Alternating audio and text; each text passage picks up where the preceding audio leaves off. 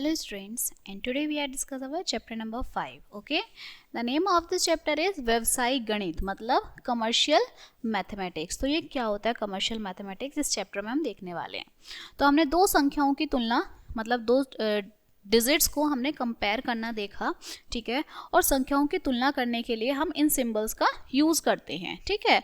जैसे कि 5 metre is greater than 10, मतलब ये हम जब कंपैरिजन करते हैं तो हम ग्रेटर देन, लेस देन और इक्वल्स टू का यूज़ करते हैं, ठीक है। तो इस चैप्टर में हम क्या करने वाले हैं, सबसे पहले आता है हमारा अनुपात, जिसे हम रेशियो बोलते हैं, ठीक है। तो जब हम एक प्रकार की दो संख्याओं की तुलना भाग द्वारा करते हैं, मतलब डिवाइड करके करते हैं जब हम कंपैरिजन, ठीक है, तो जो अपने विस्तार में एक समान होती है, तब हम कहते हैं कि उनमें उन दोनों संख्याओं जो हैं उनका अनुपात बना गया। मतलब दो नंबर्स होते हैं, उन्हें हम जब डिवाइड की फॉर्म में लिखते हैं वो हमारा रेशियो कहलाता है, ठीक है। जैसे ये दे रखा है 250 ग्राम और 5 ग्राम को समान जातियों के अनुपात में व्यक्त करिए, तो 250/5। अब एक जगह ग्राम है, दूसरी जगह किलोग्राम है, तो हम क्या करेंगे, उसे ग्राम में चेंज करके और उन्हें अपॉन में लिख लेंगे, ठीक है। चलिए आगे चलते हैं। रेशियो हमेशा जो डिनोट होता है वो सेमीकोलन वाले चिन्ह साइन से डिनोट होता है, ओके। नाउ कैरेक्टरिस्टिक्स क्या है रेशियो की, समान जाति मतलब जब इक्वल होती हैं, ओके। तो अनुपात ज्ञात करने के लिए आवश्यक है कि दोनों अंक एक जाति के हों, ठीक है। मतलब सेम ही उनका जो SI यूनिट है वो सेम होनी चाहिए, ठीक है। रुपीज़ है तो रुपीज़, किलोमीटर है तो किलोमीटर, मीटर है तो मीटर, इस तरह से। फिर है संबंध, अब इनमें कोई रिलेशन होना चाहिए। रिलेशन मतलब जैसे कि यहाँ पे 20 मेल्स फीमेल्स हैं, 80 मेल्स हैं, ठीक है, तो इनमें रिलेशन है मेल और फीमेल का, इस तरह से। भिन्न रूप या तो सिंगल हो, या अगर ऊपर न्यूमरेटर है तो हमें पता नीचे हम ऑटोमेटिकली डिनोमिनेटर लगा देते हैं। गुणा करने में तो हम जब मल्टीप्लाई करते हैं तो दोनों की में ही करेंगे, डिनोमिनेटर और न्यूमरेटर दोनों में सेम डिजिट की ही मल्टीप्लाई करेंगे, ठीक है। तो बस यही है। फिर इसके बाद आता है हमारा भाग करने, तो डिवाइड भी हम दोनों को एक साथ ही करेंगे सेम नंबर से ही, ठीक है। नाउ कंपैरिजन क्या होता है रेशियो में, तो देखो कंपैरिजन के लिए हम देख, सबसे पहले क्वेश्चन है कि कंपैरिजन करना है तो कुछ नहीं करना है, 8/11 तथा 13/14, तो इसमें अपॉन में लिख दीजिए। और जो नंबर आपको इनके कंपैरिजन करने के लिए हमेशा हमने पहले भी देखा है फ्रैक्शंस में कि हमें जो इनके डिनोमिनेटर्स हैं इन्हें सेम करने होते हैं, उसके बाद ही हम इनको कंपैरिजन कर पाएंगे, ठीक है। ये आपका एग्जाम्पल है कि इसमें रेशो दिया हुआ है, आपको मिश्रण दिया हुआ है, तो आपको इसका क्या निकालना है, ज्ञात करना है जिंक का भार कितना होगा, तो रेशो को मल्टीप्लाई कर दीजिए, ठीक है। तो इस तरह से हम करते हैं इन्हें सॉल्व। अब हम आते हैं हमारी एक्सरसाइज पर, ठीक है। तो देखिए एक्सरसाइज में सबसे पहला क्वेश्चन है एक्सरसाइज नंबर 5.1, अनुपातों की तुलना कीजिए। अब हमें इनकी क्या करनी है, कंपैरिजन करनी है, और कंपैरिजन करने के लिए हमें क्या चाहिए, इनका एलसीएम चाहिए, ठीक है। तो देखिए फर्स्ट में क्या है 5/6 और दूसरा है 8/9, ठीक है। तो ये हमने लिखा 5/6, ये हमारा हो गया 8/9। अब हम कंपैरिजन करेंगे तो सबसे पहले हमें एलसीएम सेम करना है, तो हम डिनोमिनेटर फाइंड आउट करने के लिए हम एलसीएम निकालेंगे। 2 3 6 और 9 एज इट इज, 3 1 3 3 3 9, अगेन 3 1 3, तो ये आया 3 3 9 और 9 2 18 हमारा एलसीएम आया। तो देखिए 5/6 और 6 के टेबल में 18 कितने टाइम्स आता है, 6 3 18, ठीक है। 9 अब 8/9, 9 के टेबल में 9 2 18, ठीक है। तो 15/18 ब्रैकेट 16/18। अब देखिए कौन सा डिनोमिनेटर सेम है, तो ये वाला हमारा बड़ा है, तो ये कंपैरिजन में बड़ा हो गया, ठीक है। ऐसे ही हम सारे क्वेश्चंस जो हैं इनमें सॉल्व करेंगे, ओके। नेक्स्ट आता है मोहन की मासिक आय, जो मोहन की मासिक आय है वो इतनी है, तो अनुपात हमें ज्ञात करना है बचत और खर्च में। तो मोहन की जो मासिक मंथली जो आपकी सैलरी है वो है 1250 खर्च करता है, मासिक आय की जो 1000 इतनी है ये खर्च करता है। अब इसका आपको रेशो बताना है, तो बचत कितनी होगी उसकी, ठीक है। इसके बाद अब हमें निकालेंगे कैसे, तो देखिए इसमें हमें क्या है, मासिक कह रहा है ये, ठीक है। तो मंथली हम एक महीने मतलब 1 मंथ में हमारी कितनी डेज होती हैं, हम एक दिन का निकाल लेंगे, ठीक है। और एक दिन का निकाल के फिर हम उसके अकॉर्डिंग उसे डिवाइड करेंगे। क्लियर? नेक्स्ट है निम्न का अनुपात ज्ञात कीजिए। अब ये भी सेम है कि देखिए ग्राम है, किलोग्राम है, तो आपको क्या करना है, जैसे ये आपका ग्राम है तो ग्राम को पहले किस में कर, ये ग्राम और दूसरी किलोग्राम, तो देखिए हमें पता है 1 किलोग्राम इज इक्वल्स टू 1000 ग्राम, तो ये हमारा इजी होगा। 15 किलोग्राम को हम चेंज कर देंगे 15,000 ग्राम में, ठीक है। और अब इसे कर दीजिए 1020 अपॉन 15,000। ओके, नाउ 10 से 10 कैंसिल, और अब इन्हें हम 2 से डिवाइड करके इसका आंसर यहाँ पर लिख देंगे, ठीक है। तो 2 5 10, 2 1 2, 2 7 14, 2 5 10, 0, तो यहाँ आया 51 अपॉन 750, ठीक है। अब इसे हम किससे डिवाइड कर सकते हैं, ये हमारा आंसर होगा क्योंकि किसी से भी डिवाइड नहीं होगा, ठीक है। हाँ, आपसे 3 से डिवाइड कर सकते हैं, ठीक है। तो ये आपका आंसर इस तरह से यहाँ भी लिख सकते हैं, और आप इसे और स्मॉल सिंपलेस्ट फॉर्म में लिखना चाहें तो और भी लिख सकते हैं, ठीक है।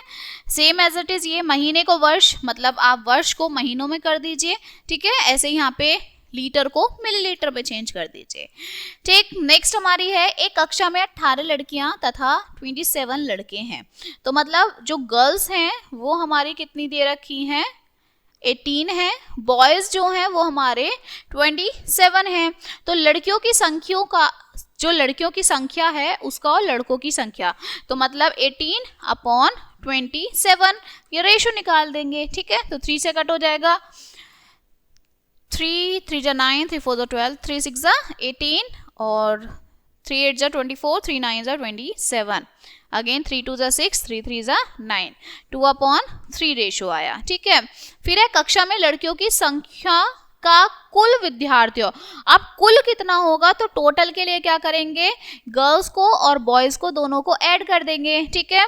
तो यहाँ आएगा 5 2 1 3 एंड 4 45, तो क्या करेंगे, गर्ल्स का है 18 अपॉन 45, ये रेशो निकालेंगे, ठीक है।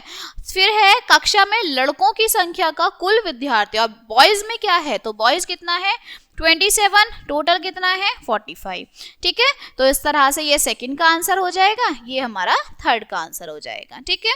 इस तरह से इन्हें सॉल्व करना है। बाकी एक ये जो आपकी वर्ड प्रॉब्लम्स है सेम इसी तरह से ये सॉल्व होनी है, ओके। अब रेशो के बाद आता है हमारा समानुपात या फिर प्रोपोर्शन। प्रोपोर्शन क्या होता है, जब हम फर्स्ट और लास्ट डिजिट को इक्वल रखते हैं और मिडिल वालों को इक्वल रखते हैं, ठीक है। तो 4 मात्राओं को समानुपात में कहा जाता है यदि प्रथम व द्वितीय का अनुपात तृतीय और चतुर्थ के अनुपात के बराबर हो, ठीक है। तो ABCD जो 4 हमारे डिजिट्स होती हैं उनको हम समानुपात में होंगे, A/B is equals to C/D, ठीक है, या A/B is equal to C/D में हम लिख सकते हैं, ओके। प्रोपोर्शन का साइन हमारा डबल कॉलन होता है, ओके। चलिए नेक्स्ट आता है हमारा कंटिन्यूड प्रोपोर्शन। कंटिन्यू प्रोपोर्शन क्या होता है, यदि हमारे पास 3 परिमाण इस प्रकार हो कि प्रथम और द्वितीय, मतलब हमारे पास इक्वेशंस दी हुई हैं, ठीक है। तो इसमें क्या है, प्रथम और द्वितीय का जो अनुपात है वो द्वितीय और तृतीय के अनुपात के बराबर हो तो कहा जाएगा कि तीनों मात्राएं सत अनुपात में हैं, मतलब कंटिन्यू प्रोपोर्शन है वो, ठीक है। मध्य पद को प्रथम और द्वितीय पदों के बीच माध्य अनुपात कहा जाता है, मतलब जो मिड वाला आपका प्रोपोर्शन है वो कहा जाता है। इस तरह तीसरे पद को प्रथम और द्वितीय पदों का तृतीय समानुपात कहा जाता है। इस प्रकार यदि P Q R 3 आपको अनुपात या मात्राएं दी हुई हैं, ठीक है, तो P/Q और Q/R इस तरह से आप उसे डिवाइड कर सकते हैं, ठीक है। इसमें हमारे 2 प्रोपोर्शन होते हैं, डायरेक्ट प्रोपोर्शन, एक इनवर्स प्रोपोर्शन, ठीक है। तो डायरेक्ट प्रोपोर्शन क्या है कि जब 2 राशियां इस प्रकार संबंधित हैं कि एक में बढ़त उसके अनुरूप दूसरी में बढ़त का कारण हो, ठीक है, मतलब एक बड़ी है और दूसरी उसी की वजह से बड़ी है, तब यह है प्रत्यक्ष समानुपात कहलाती है, ठीक है। यदि एक राशि घटती है और दूसरी राशि भी घटती है, एक घट रही है तो दूसरी भी घट रही है, तो दूसरे शब्दों में हम कह सकते हैं कि एक राशि जितनी अधिक होगी दूसरी राशि भी अधिक हो जाएगी, ठीक है। एक कम होगी तो दूसरी भी कम हो जाएगी, ठीक है। तो ये आपका डायरेक्ट प्रोपोर्शन है। इनवर्स क्या है, जब 2 राशियां इस प्रकार संबंधित हो कि एक बढ़ रही है दूसरी घट रही है, तो ये आपका प्रतिलोम समानुपात कहलाता है, मतलब इनवर्स प्रोपोर्शन कहलाता है, ठीक है। एग्जाम्पल दिया हुआ है कि हमें ये बताना है प्रोपोर्शन है या नहीं है, तो हम क्या लेंगे, फर्स्ट और लास्ट और सेकंड और थर्ड ले लेंगे, ठीक है। इनको इक्वल करेंगे मल्टीप्लाई करके, अगर इक्वल आ रहा है तो ये प्रोपोर्शन है, नहीं आ रहा तो नहीं है, ठीक है। नेक्स्ट आपका एग्जाम्पल है, सेम यही है कि आपको पहले तो इन्हें देखिए, फर्स्ट और लास्ट सेम है, कर सकते हैं, ठीक है, और सेकंड और थर्ड सेम है तो इन्हें भी हम कर सकते हैं। अगर हम फर्स्ट और सेकंड को लेते हैं और थर्ड फोर्थ को लेते हैं तो हमें इनकी यूनिट्स चेंज करनी पड़ेंगी, ठीक है। तो इस तरह से आप इन्हें सॉल्व कर सकते हैं, क्लियर। नेक्स्ट है आपका यस रुपीज और एक मिलीलीटर और लीटर में, तो ये तो आपको डायरेक्ट ही रेशियो फाइंड आउट करना है। थर्ड आपका एग्जाम्पल है, एक समानुपात के पहले 3 पद मतलब 3 नंबर्स दिए हुए हैं और चौथा फाइंड आउट करना, तो फोर्थ को आप क्या लिख लीजिए, x मान लीजिए, ठीक है। तो इस तरह से इसके बाद है 16 व 4 के बीच मध्य, अब आपको इनके बीच के मीडियम 2 नंबर्स निकालने हैं तो उन्हें लेट करके और आप इन्हें सॉल्व कर सकते हैं। तो इसी तरह से ये सारे एग्जाम्पल्स हैं। अब इसकी एक्सरसाइज आती है, एक्सरसाइज नंबर 5.2, यदि निम्नलिखित समानुपात में है तो जांच कीजिए। अब आपको बताना है कि ये प्रोपोर्शन है या नहीं है।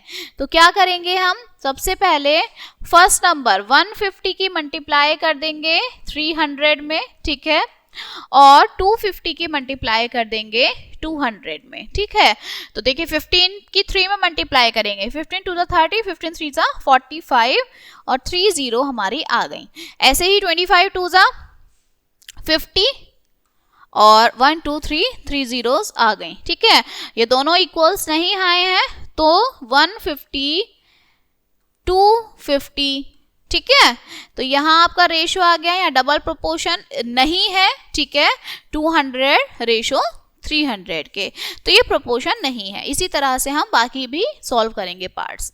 फिर है निम्नलिखित कथनों को सत्य बनाने के लिए x को किस संख्या में बदलना चाहिए।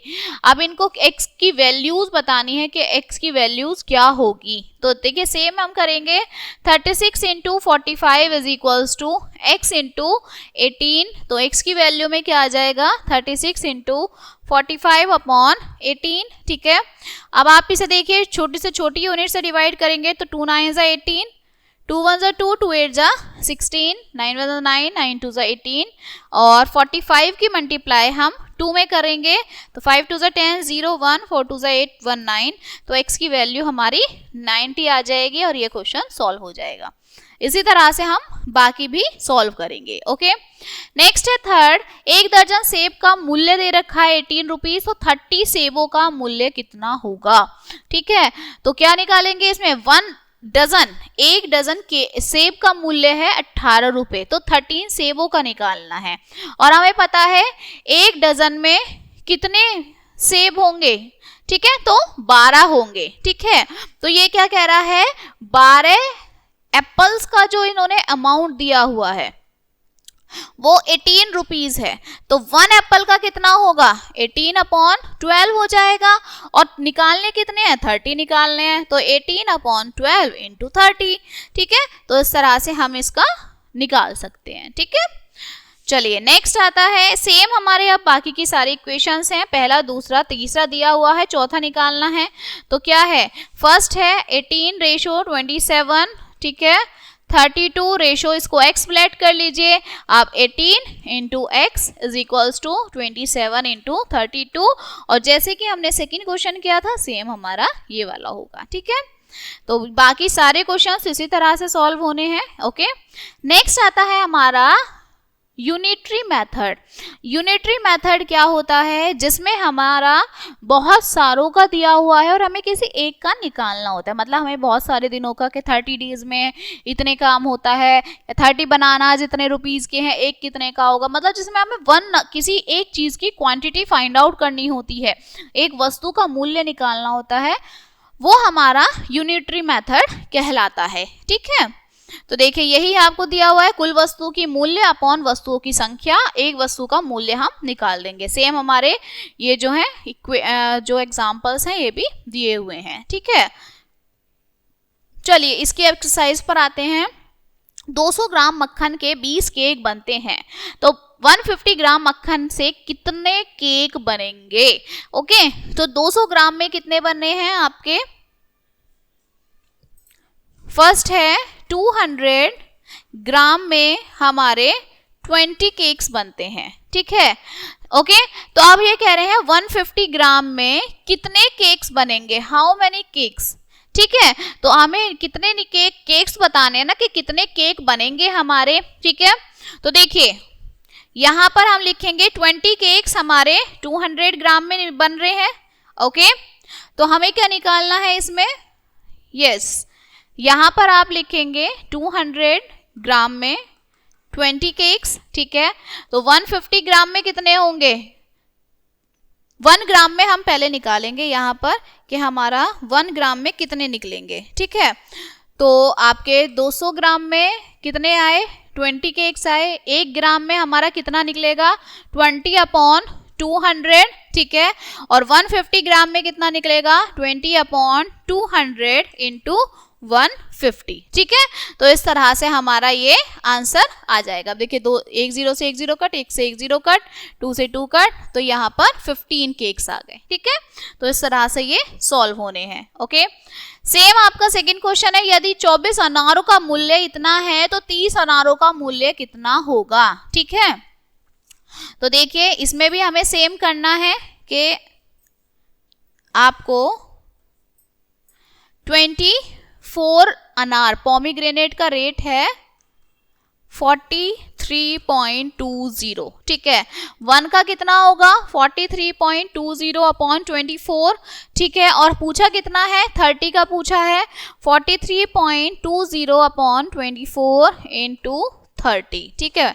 पॉइंट हटाया, नीचे 2 0 आ गई, 1 0 से 1 0 कट, इससे ये वाली 0 कट, ठीक है।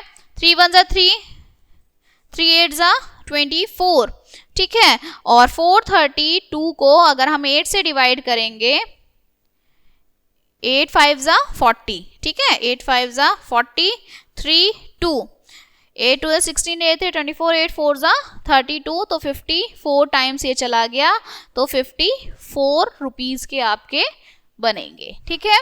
तो इस तरह से ये आपको सॉल्व करना है, ठीक है। तो इसी तरह से बाकी सारे क्वेश्चंस भी हमारे सॉल्व होने हैं, क्लियर। तो इस तरह से हम ये करेंगे।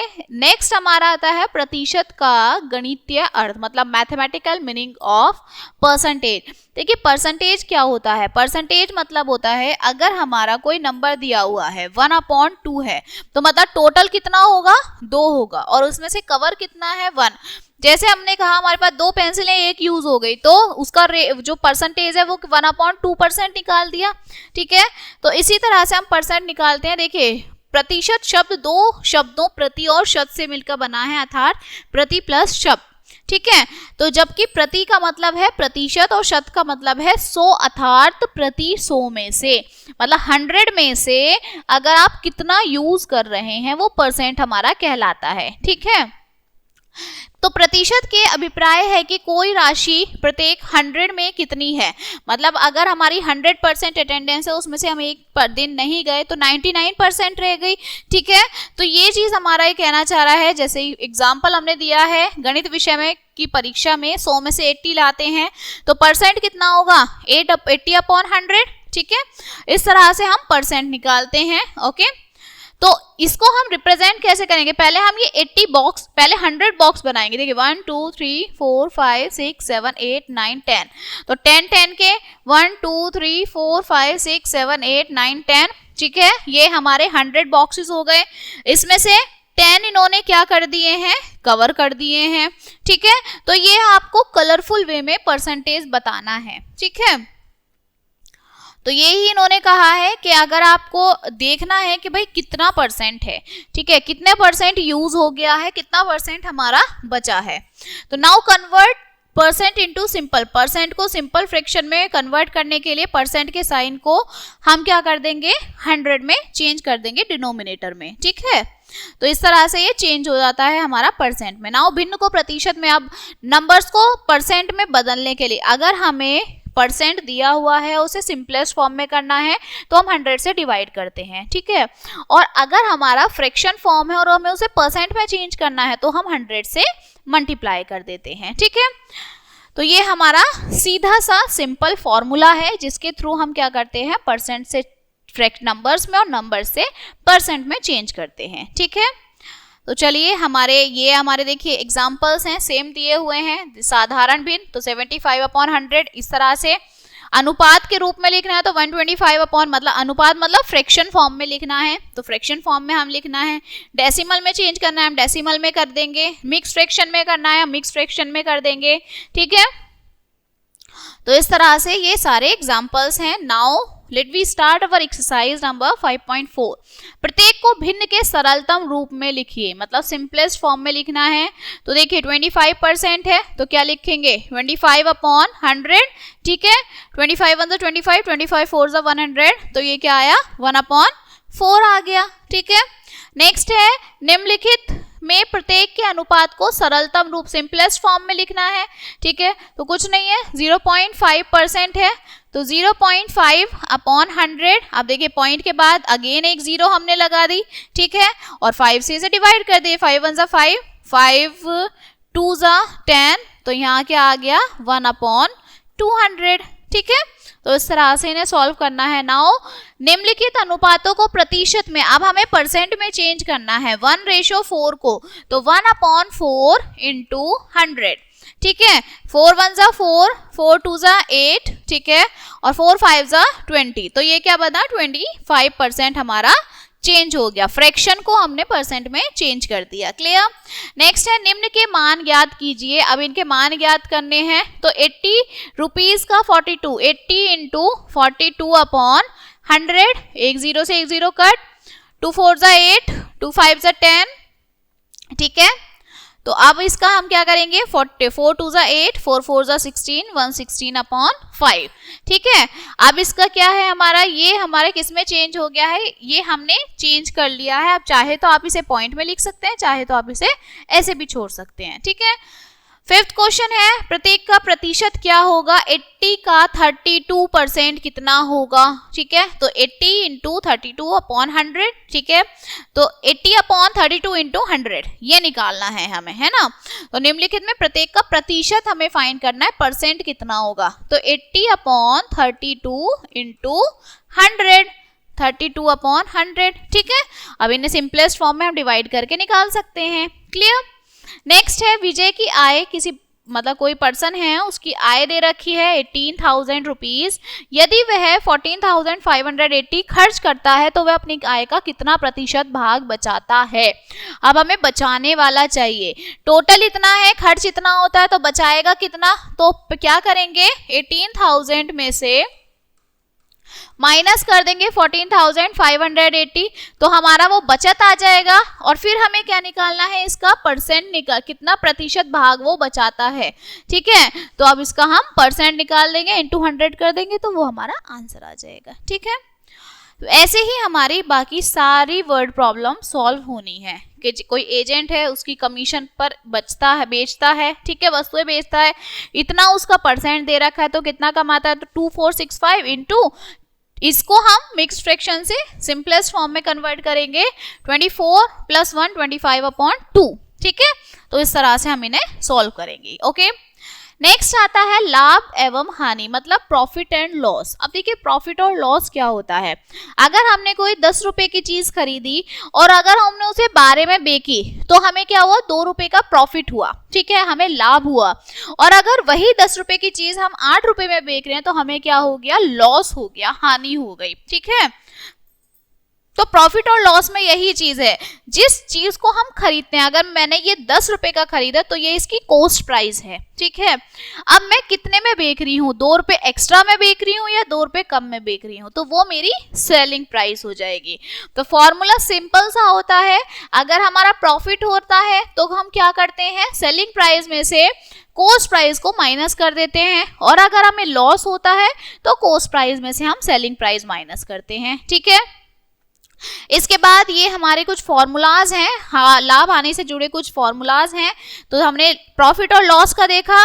अब विक्रय मूल्य या फिर आपका क्रय मूल्य निकालना है, तो ये आपका मतलब क्या है कि आपको अगर कॉस्ट प्राइस निकालना है तो क्या निकालेंगे फॉर्मूला, अगर आपको सेलिंग प्राइस निकालना है तो क्या फॉर्मूला होगा। तो अगर आपका कॉस्ट प्राइस निकालते हैं तो 100 plus profit percent upon 100 into SP, ठीक है। और अगर आपको सेलिंग प्राइस निकालना है तो 100/100 plus profit percent into CP, ठीक है। तो इसी तरह से अब ये लॉस के भी फॉर्मूलाज हैं, ठीक है। हमें ये 8 फॉर्मूलाज जो हैं बहुत अच्छे से लर्न होने चाहिए, ठीक है। चलिए अब इसकी एक्सरसाइज पर आते हैं। एक्सरसाइज नंबर 5.5, हानि या लाभ का ज्ञात हमें करना है, ठीक है। तो हमें क्या दे रखा है, क्रिय मूल्य दे रखा है, विक्रय मूल्य दे रखा है। तो सीपी हमारा कितना है 750 है और एसपी हमारा कितना है 600 है। तो हमें पता है एसपी हमारा कम है, सीपी हमारा ज्यादा है, तो इसमें यहाँ पे क्या हो रहा है, लॉस हो रहा है। तो 750 में से हम 600 माइनस कर देंगे तो हमें पता चल जाएगा कि हमें 150 रुपीज का क्या हो रहा है, लॉस हो रहा है, ठीक है। ऐसे ही आगे आपको नेक्स्ट क्वेश्चन दिया हुआ है कि विक्रय मूल्य निकालना है, मतलब हमें प्रॉफिट पता है, हमें एसपी पता है, हमें सीपी फाइंड आउट करना है। तो हमें पता है मतलब प्रॉफिट क्या होगा, प्रॉफिट का फॉर्मूला हमारा क्या होता है, एसपी माइनस सीपी, ठीक है। हमें एसपी दिया हुआ है तो प्रॉफिट कितना है 70, एसपी कितना है 650 माइनस सीपी, ऐसे करेंगे, ठीक है। और अगर हम इसे इधर ले जाते हैं तो CP is equals to 650 minus 70, तो अब हमारा सीपी यहाँ आ सकता है, ठीक है। इसी तरह से हमें ये सॉल्व करने हैं। नेक्स्ट हमें क्या निकालना है, एसपी निकालना है, तो वही फॉर्मूले में पुट करेंगे और हम एसपी भी फाइंड आउट कर लेंगे, ठीक है। देन हमारी ये कुछ वर्ड प्रॉब्लम्स हैं। रामू ने एक स्कूटर 16,000 में खरीदा, उसने इसे 14,500 में बेच दिया। तो अब देखिए ज्यादा में खरीदा कम में बेचा तो क्या हुआ, हमारा लॉस हुआ, तो हम लॉस का फॉर्मूला लगा देंगे। सुदीप ने 95 की एक टोकरी खरीदी, उसने इसे 112 में बेच दिया। 95 में खरीदी और 112 में बेच दिया, मतलब क्या हुआ, हमें प्रॉफिट हुआ। तो आपको क्या बताना है, प्रॉफिट कितना हुआ, ठीक है। तो ये तो आप देख के भी पता लगा सकते हैं कि प्रॉफिट हो रहा है या लॉस हो रहा है। सिंपल फॉर्मूला आपको पुट करना है, ठीक है।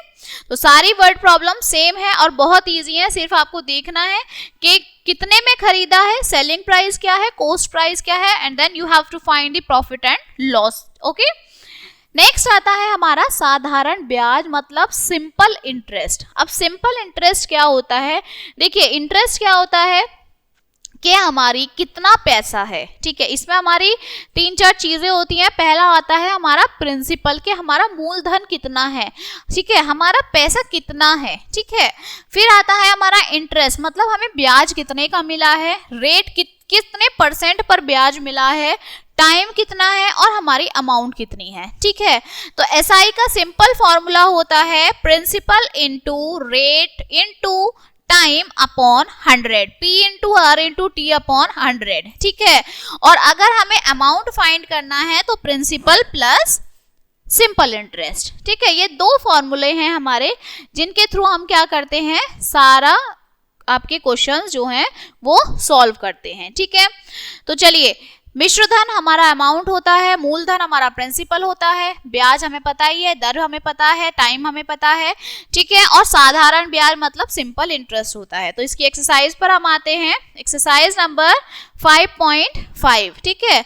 तो वह मूलधन ज्ञात करना है हमें जो 8% प्रति वार्षिक साधारण ब्याज की दर में 4 वर्ष में इतने % की राशि देगा। अब हमने मूलधन क्या देखा, तो यहाँ पे हमने मूलधन पे क्या देखा था कि मूलधन हमारा क्या होता है, मूलधन होता है हमारा प्रिंसिपल, ठीक है।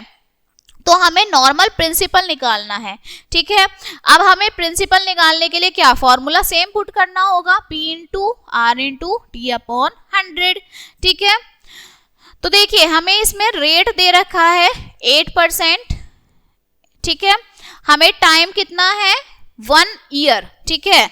तो 1 साल का हमारे पास टाइम है, वार्षिक साधारण ब्याज की दर 4 वर्ष में, ठीक है। तो 1 साल का टाइम 4 वर्ष में इतनी है, ओके, इतनी राशि उसे देनी होगी, उसे अमाउंट देना होगा, ठीक है। तो इस पर रेट दिया हुआ है, इसमें आपको टाइम दिया हुआ है, इसमें आपको अमाउंट दिया हुआ है। तो आप इससे क्या फाइंड आउट कर लेंगे, P इंटू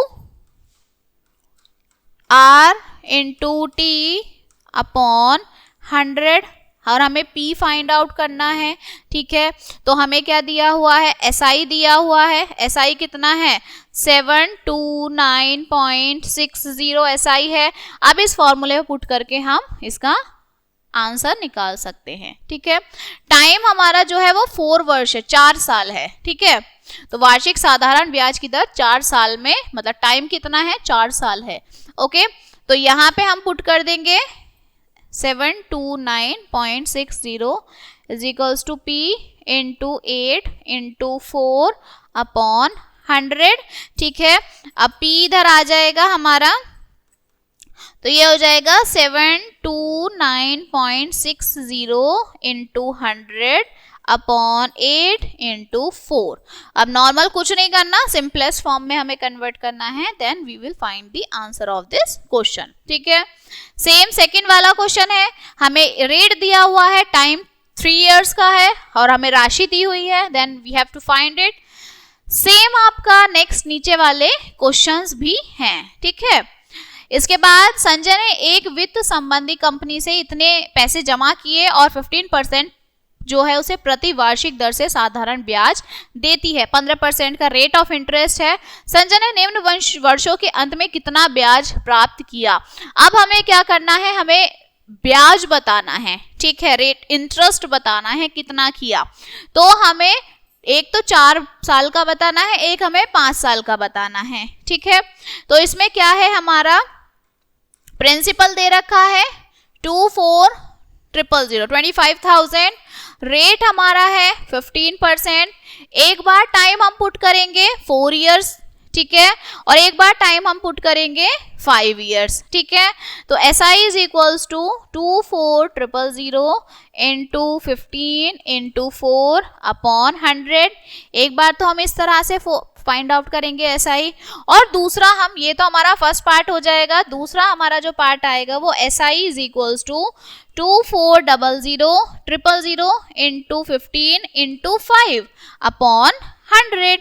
तो दूसरे वाला जो SI है, इंटरेस्ट है, वो हमारा इस फॉर्मूले से आएगा। ठीक है, तो इस तरह से हम इन दोनों जो हमारा टाइमिंग है उसके अकॉर्डिंग ये फाइंड आउट कर सकते हैं। ठीक है, तो सारे क्वेश्चंस में कुछ नहीं है, सिर्फ P into R into T upon 100 है। आपको प्रिंसिपल, रेट और टाइम पता होना चाहिए कि कितना है, then we will put the values in the formulas and then find out the simple interest. Okay, so now this chapter is completed and let us remember some points of this chapter. अनुपात इस प्रकार की राशि के साथ ऐसा संबंध बनाता है जो उसी प्रकार की दूसरी राशि का सापेक्ष, मतलब सिमिलर यूनिट्स के साथ ही वो आपका जो है रेशियो फाइंड आउट होता है। दो राशियां इस प्रकार संबंधित हो कि एक में बढ़ती है दूसरी में घटती है, तो वो प्रतिलोपन समानुपात होती है। ठीक है, एककीय नियम का आशय इकाई का मान जो है वो ज्ञात करना है। प्रतिशत से अभिप्राय क्या होता है, 100 में 100% से मतलब होता है। ठीक है, हानि लाभ की गणना सदैव क्रिया मूल्य पर डिपेंड करती है, हानि हो रही है या लाभ हो रही है, तो ये हमारी सेलिंग प्राइस पे डिपेंड करता है, सेल कितने में हो रहा है, कम में हो रहा है या ज्यादा में हो रहा है। 100 पर एक वर्ष के लिए जाने वाले ब्याज दर और ब्याज की वार्षिक दर कहलाता है। और जो धन ऋण के रूप में लिया जाता है, ठीक है, अथवा मूल राशि किसी बैंक में जमा की जाती है जिस पर ब्याज लगता है, उसे हम मूलधन कहते हैं। ठीक है, मतलब प्रिंसिपल कहते हैं। Clear? So this chapter is completed now and we will meet on the next chapter. Thank you.